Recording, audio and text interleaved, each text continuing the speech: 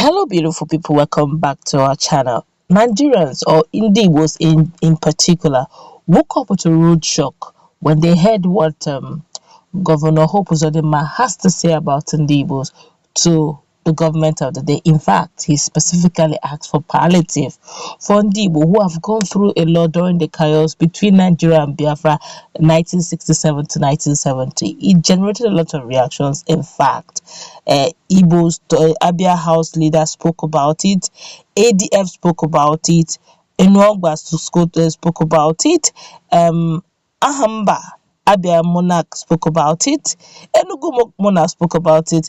In fact, Khan spoke about it. A lot of people, it's as if Governor Opuzodinma just touched a very soft spot, and the reaction was quite explosive. Before going to the newspaper to find out what all this group of people have to say and calling out Governor Opuzodinma about the matter, I'd like you to subscribe to our channel, rather, by clicking on the red subscribe button beside it. You will see a bell notification icon. Please go ahead, click on it to get notified as soon as we update our channel on YouTube. Well, Imo State Governor Senator Hope Uzodinma last week called for establishment of a special fund by the federal government to compensate the people of the southeast over the huge devastations they suffered from the 30-month civil chaos. The special fund, according to the governor, would provide succor to those who lost their family members and property during that situation. Uzodinma, who spoke at the zonal interaction session with members of the Revenue Mobilization Allocation and Fiscal Commission, that FAMFAC, RAMFAC, said the debacles of the civil chaos led the Southeast into deep poverty as lives and property were lost, hence the need for them to be compensated. The 30-month civil chaos, he said, left the Southeast in penury. However, the governor's suggestion has attracted divergent reactions from Igbo leaders. Igbo Elites body, Ali Igbo Development Foundation, ADF, said that much as it agreed that Igbo lost a lot during this saga, which also severely hampered Igbo development, it does not believe in the type of palliatives sought by Governor Hope Uzodinma. ADF describes such measure as fake and lacking in depth, insisting that such palliative cannot solve the problems of Nigeria nor improve Igbo condition in Nigeria today. In the opinion of ADF, the best thing for Igbo nation now is to adopt a system based on regional autonomy and fiscal federalism. The Imo State governor does not believe in Igbo self-determination struggle. Rather, he works hard to undermine the struggle and to castigate genuine Igbo elements involved in the agitation. The palliative or special fund to provide succor to victims of civil chaos is fake and lacking in depth. It cannot solve the problems of Nigeria nor improve the conditions of Ndigbo today in Nigeria. ADA believes that the best approach now is to adopt a new people's constitution based on regional autonomy and fiscal federalism. Such concrete steps are better for the restoration of Igbo renewal instead of mere palliatives in a crisis-ridden and chaotic federation such as the present slave situation we find ourselves in, Abia Onyika, ADF spokesman said. A senior advocate of Nigeria and notable Igbo leader, Chief Mike Ahamba, in his opinion, said what was very important to Southeast Zone is the security of lives and property of the residents in the region to enable them freely pursue their legitimate businesses. Ahamba said the special fund request may be personal request from the governor, but may not be the demand of the people of the zone, saying, however, that he was not opposed to the request for special fund, but noted that it was the governor's opinion.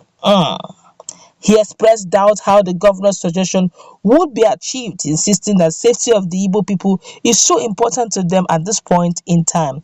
I quote him, "I don't know how it can be done. He just has to say something. He's entitled to ask for that. I doubt if that will be listened to." In his opinion, it is best thing to do, but in the minds of the people, it might not be. What is more important is the security of lives and property of the citizenry. I did not say that the special fund is not the best.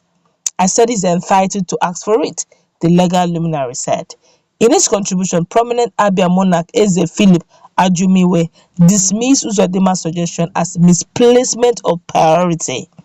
Eze Ajumiwe, the traditional ruler of Orendu Autonomous Community Umuahia North Council and former chairman of Umuahia North Council of Traditional Rulers, urged the governor to first devote effort towards stopping the senseless bringing down of people in the state and other parts of the zone. According to the monarch, there are many other critical issues weighing down on Southeast zone, which should bother the governor more than rehabilitation funds, saying that Governor Uzodinma even lacks the moral powers to make such requests when the blood of Igbo youth is still flowing in his state. Who is Hope Uzodinma to call for the establishment of funds to rebuild Southeast? Is he working with his fellow Igbo governors? He should first unite with his fellow Igbo governors and start cooperating with them, the monarch said. Did he support the ban on open grazing? What did he do to stop the thing that went down in Zombe? He should stop the issues going down first before we can listen to him. Bandits are being released, but freedom seekers are languishing in detention, yet Uzodinma is talking of rehabilitation. There are more critical issues to Ndibo now than the fund he's talking of. What has he done to secure the release of Mazi Nnamdi Kanu, Sunday Igboho, and other agitators of self-determination languishing in security cells? Reasoning in similar manner, the Abia State chairman of Christian Association of Nigeria, CAN, Apostle Emmanuel Agomo, said there are more pressing needs for the Southeast than the demand presented by Governor Uzodinma. According to CAN chairman, although the idea is not bad, but he noted that the consent of other governors in the zone is necessary for such a thing to happen. He challenged Uzodinma to carry along his fellow governors in the zone in pushing such an agenda, insisting that the idea is still a private opinion of the governor. It was one thing at a time. They're talking of restructuring. Has it been done? They're talking of Nigeria president of Southern Zone. Has it been actualized? In his contribution, the traditional ruler of Obimo community in Nsukka local government area of Enugu State, Igwe Spencer Ogwoke, chided the governor over his call, saying that Uzodinma made the suggestion to deceive the people of the Southeast into believing that he is fighting for Igbo cause. The monarch added that he should not think that the people have forgotten how he twisted the people to become the governor of Imo State. According to the monarch, the quest for Igbo presidency should supersede the call for compensation, wondering why Uzodinma, who has been at the corridor of power for over the years, waited till now to fight for Igbo cause. Why did he wait till now to make such call? He has been at the Senate, but he never moved any motion to sponsor any bill for special fund to compensate Igbo who lost their lives and property during the Nigerian civil chaos. He's just saying that for personal aggrandizement and to score some cheap political point. He should not forget that those he's selling that idea to know how he managed to become the governor of Imo State. He twisted the people. Even if such compensation should come, it shouldn't be through him. He's saying this to win the second tenure as the governor of Imo State, and it's not going to be possible with this new electronic voting, the royal father said. Igbos no doubt need compensation for their losses. In the opinion of Methodist Archbishop of Okigwe Diocese, Most Reverend Biaron Livinus Onoga, there is no doubt that Nigerian civil chaos led to Southeast into deep poverty. He said that it was aggravated by the destructive activities of herdsmen ravaging the land, with government watching as if it is helpless to take action. In 1970, we were told it was a no victor, no vanquish situation. We put down our arms and left our trenches with mixed feelings of excitement, nervousness, and fear. We headed to the houses we built. We were told they were abandoned property and had been shared as spoils of chaos. With disappointment in our hearts, we headed to the banks to withdraw our money and savings to salvage our lives, and we were handed only £20. It did not matter if you had millions or billions in your account.